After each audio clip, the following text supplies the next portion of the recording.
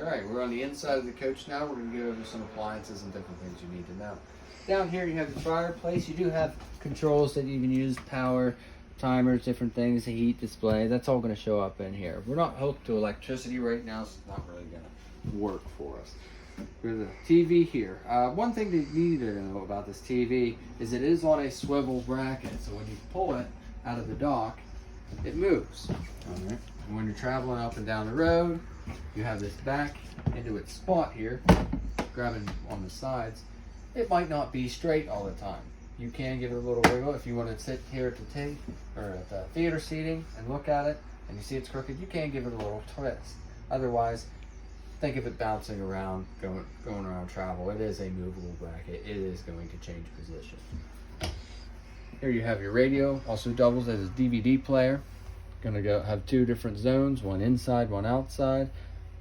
Keeping in mind your DVD player does play through the speakers, so you don't want the outside speakers to be on if you're in here watching TV. Okay.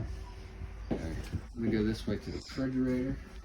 Before I do that, this bag here is going to contain all your remotes for fireplace, TV, radio. We're going to put that up here above the TV, so you know where it's at. You have your freezer, you have the refrigerator. We're going to go ahead and open this up. Okay. Get you a good look at that. We're going to turn it on real quick. Okay. What you can see here is it's in auto. Alright. The next thing you're going to see is you have its settings here for the refrigerator. Freezer is a set temp.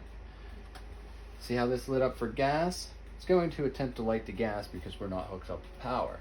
If we were hooked up to electricity, this AC light's going to come on. In the event you would lose power in the middle of the night, this is what you're going to see. If it doesn't light, the check light's going to come on. And that usually happens when propane's not on or you're out of propane. We're going to turn this off. Back, close it. We're going to go here. Now these fold once and then flip up again. Okay. And you have all your burners on top.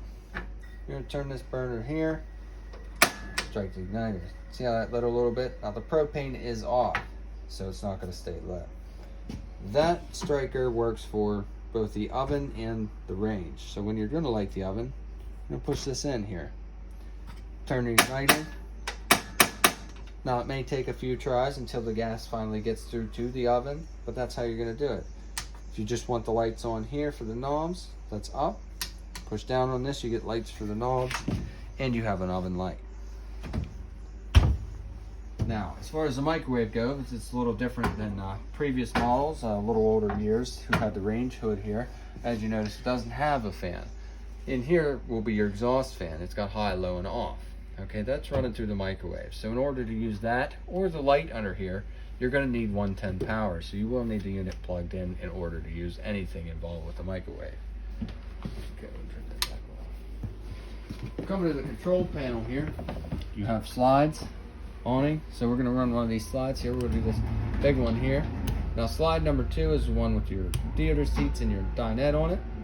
That's going to have a clicking noise associated when it's all the way out.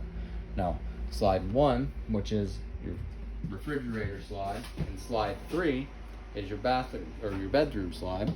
Those are Schwintek. You're going to come in, they're going to wind up, and they're going to go. When you go out the whole way with those, they're just going to stop.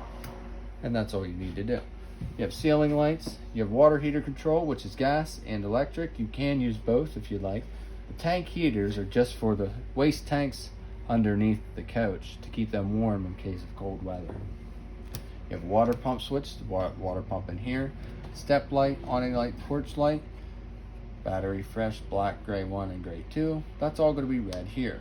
As you can see, different readings are going to be different things. Now that's battery, that's saying that's at about 11.7. And we're going to close this. Go right here.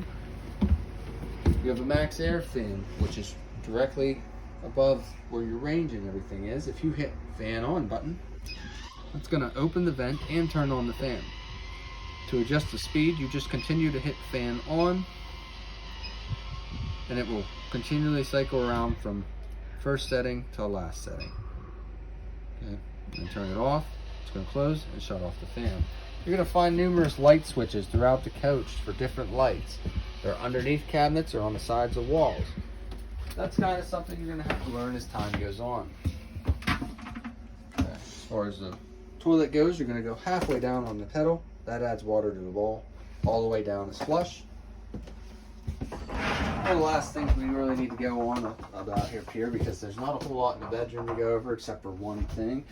But here we're gonna step on the right or the left of the drain. Try to avoid stepping directly on the drain when you first step in, because there's no support where the trap would be. So once you're in and your weight's displaced, it's okay, but do not step directly on the drain when stepping into the couch or the shower. Coming this way, there's a switch for lights in here and a thermostat. Okay, the thermostat out there is going to control the thermostat for the air conditioner and the furnace. This thermostat operates exactly the same. The only thing you're going to be missing on this is furnace. So we're going to fan and we got cool, and that is only for this air conditioner here in the bedroom. And then it goes to off. You have a third option on the other thermostat that goes to heat.